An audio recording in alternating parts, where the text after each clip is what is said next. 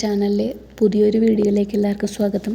കുറച്ച് കാലങ്ങളായി ഞാൻ പുതിയൊരു വീഡിയോ അപ്ലോഡ് ചെയ്തിട്ട് കുറച്ച് പേഴ്സണൽ ഇഷ്യൂസും മറ്റ് കാര്യങ്ങളും കൊണ്ടാണ് ഞാൻ വീഡിയോസ് ഇടാതിരുന്നത്. അപ്പോൾ നമുക്ക് എന്തായാലും പുതിയൊരു വർഷം തുടങ്ങുകയാണ്. അപ്പോൾ നമുക്ക് പുതിയൊരു തുടക്കം പോലെ പുതിയ ഒരു വീഡിയോയിലേക്ക് ഞാൻ സ്റ്റാർട്ട് ചെയ്യുകയാണ്. എല്ലാവർക്കും ഹാപ്പി ന്യൂ ഇയർ. ക്രിസ്മസ് കഴിഞ്ഞു പോയി, എന്നാലും happy Christmas and happy new year everyone.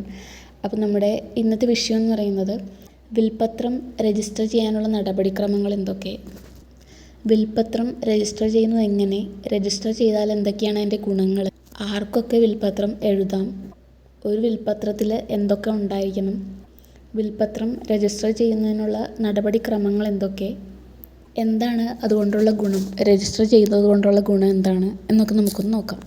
ഒരാളുടെ മരണശേഷം അവരുടെ സ്വത്തുക്കളും ആസ്തികളും എങ്ങനെ വിതരണം ചെയ്യണമെന്ന് നേരത്തെ വ്യക്തമാക്കാൻ അനുവദിക്കുന്ന നിയമപരമായ രേഖയാണ് വിൽപ്പത്രം. ഇന്ത്യയിൽ നമുക്കറിയാം, രജിസ്ട്രേഷൻ ഇല്ലാതെ തന്നെ വിൽപ്പത്രത്തിന് നിയമപരമായ സാധുതയുണ്ട്. അത് രജിസ്റ്റർ ചെയ്യുന്നത് കൂടുതൽ സുരക്ഷ നൽകുകയും തർക്കങ്ങൾക്കുള്ള സാധ്യത കുറയ്ക്കുകയും ചെയ്യുന്നുണ്ട്. ഇന്ത്യൻ പിന്തുടർച്ചാവകാശ നിയമം 1925 വിൽപ്പത്രം രജിസ്റ്റർ ചെയ്യണമെന്ന് നിർബന്ധിക്കുന്നില്ല. എങ്കിൽ പോലും അത് രജിസ്റ്റർ ചെയ്യുന്നത് വളരെ ഗുണകരവുമാണ്. എന്തൊക്കെയാണ് അതുകൊണ്ടുള്ള ഗുണങ്ങളെന്ന് നമുക്ക് നോക്കുകയാണെങ്കിൽ, കൃത്രിമം കാണിക്കാനുള്ള സാധ്യത കുറവായിരിക്കും. അതുപോലെ തന്നെ ആധികാരികതയും നിയമപരമായ സാധ്യതകളും ഉറപ്പാക്കുന്നുണ്ട്. അനന്തരാവകാശികൾ തമ്മിലുള്ള തർക്കങ്ങളൊക്കെ ഒരു പരിധിവരെ കുറയുന്നുണ്ട്. സബ് രജിസ്റ്റർ ഓഫീസിൽ സുരക്ഷിതകരമായിട്ടുള്ള ഔദ്യോഗിക രേഖ അതുവഴി നമുക്ക് കിട്ടുന്നുണ്ട്. സുഗമമായിട്ടുള്ള ഒരു പിന്തുടർച്ച പ്രക്രിയ അവിടെ നടക്കുന്നത് കൊണ്ട് തന്നെ അവിടെ തർക്കങ്ങൾ കുറയുന്നു. രജിസ്റ്റർ ചെയ്ത വിൽപ്പത്രമാണെങ്കിൽ കോടതിയിൽ എളുപ്പത്തിൽ ചോദ്യം ചെയ്യാൻ കഴിയില്ല. ആർക്കൊക്കെ വിൽപ്പത്രം എഴുതാമെന്ന് നോക്കുകയാണെങ്കിൽ 1925 ഇന്ത്യൻ പിന്തുടർച്ചാവകാശ നിയമം അനുസരിച്ച് കുറച്ച് ആൾക്കാർക്ക് വിൽപ്പത്രം എഴുതാൻ സാധിക്കുന്നതാണ്. ഒന്നാമത്തത് 18 വയസ്സ് തികഞ്ഞിരിക്കണം. അതുപോലെ നല്ല മാനസികാവസ്ഥയുള്ളതും അതിൻ്റെ പ്രത്യാഘാതങ്ങൾ മനസ്സിലാക്കാൻ കഴിവുള്ളവരുമായിരിക്കണം. പിന്നെ നിർബന്ധപ്രകാരമല്ലാതെ എഴുതാവുന്ന ഒരാൾക്കും, അതായത് സ്വന്തം ഇഷ്ടപ്രകാരം വിൽപ്പത്രം എഴുതാൻ സാധിക്കുന്നതുമാണ്. മാനസികാരോഗ്യ പ്രശ്നമുള്ളവർക്കും അതുപോലെ തന്നെ പ്രായപൂർത്തിയാകാത്തവർക്കും വിൽപ്പത്രം എഴുതാൻ സാധിക്കുന്നതല്ല. നിയമസാധുതയുള്ള ഒരു വിൽപ്പത്രത്തിൽ എന്തൊക്കെ ഉണ്ടായിരിക്കണമെന്ന് നോക്കുകയാണെങ്കിൽ, ഒരു വിൽപ്പത്രം നിയമസാധുതയുള്ളതെന്ന് ഉറപ്പാക്കാൻ ഒന്നാമത് പ്രഖ്യാപനം, അതായത് വിൽപ്പത്രം എഴുതുന്നയാൾ നല്ല മാനസികാവസ്ഥയിലാണെന്നും അതുപോലെ തന്നെ സ്വന്തം ഇഷ്ടപ്രകാരം വിൽപ്പത്രം ഉണ്ടാക്കുന്നു എന്നും ഉറപ്പാക്കുന്ന ഒരു പ്രസ്താവന വിൽപ്പത്രത്തിലുണ്ടായിരിക്കണം.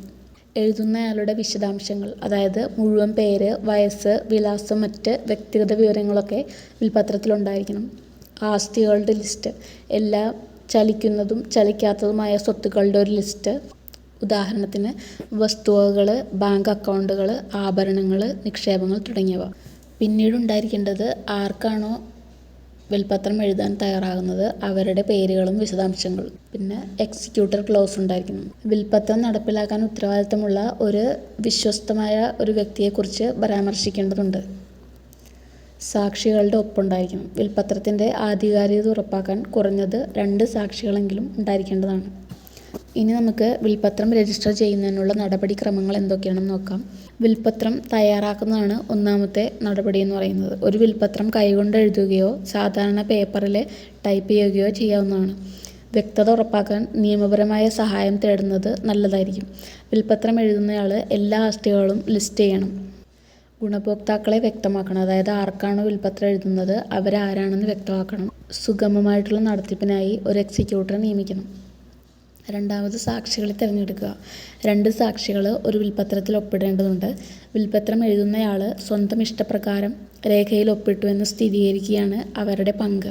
സാക്ഷികളായിട്ടിരിക്കുന്ന ആൾക്കാർ അതിൻ്റെ ഗുണഭോക്താക്കളാകാൻ പാടില്ല. കാരണം അവർക്ക് വേണ്ടി തന്നെ വിൽപ്പത്രം എഴുതിയിട്ട് അവർ തന്നെ സാക്ഷികളാകാൻ സാധിക്കുന്നില്ല. വിൽപ്പത്രം രജിസ്റ്റർ ചെയ്യാൻ വിൽപ്പത്രം എഴുതിയ ആൾ സാക്ഷികളുമായി അവരുടെ അധികാരപരിധിയിലുള്ള സബ് രജിസ്റ്റർ ഓഫീസിൽ ഒറിജിനൽ വിൽപ്പത്രമായിട്ട് പോകേണ്ടതുണ്ട്. വിൽപ്പത്രം രജിസ്ട്രേഷന് വേണ്ടിയിട്ട് കുറച്ച് കാര്യങ്ങൾ ആവശ്യമാണ്. ഒന്നാമതെന്ന് പറയുന്നത് ഒറിജിനൽ വിൽപ്പത്രം ഉണ്ടായിരിക്കണം. വിൽപ്പത്രം എഴുതിയ ആളുടെയും അതുപോലെ തന്നെ സാക്ഷികളുടെയും തിരിച്ചറിയൽ രേഖ ഉണ്ടായിരിക്കണം. ആധാർ കാർഡ്, പാസ്പോർട്ട് അല്ലെങ്കിൽ വോട്ടർ ID പോലുള്ളവ ഉണ്ടായിരിക്കണം. വിൽപ്പത്രം എഴുതിയ ആളുടെ വിലാസം തെളിയിക്കുന്ന രേഖ, അതോടൊപ്പം പാസ്പോർട്ട് സൈസ് ഫോട്ടോകളും നമ്മൾ രജിസ്ട്രേഷന് വേണ്ടിയിട്ട് കൊടുക്കേണ്ടതായിട്ടുണ്ട്.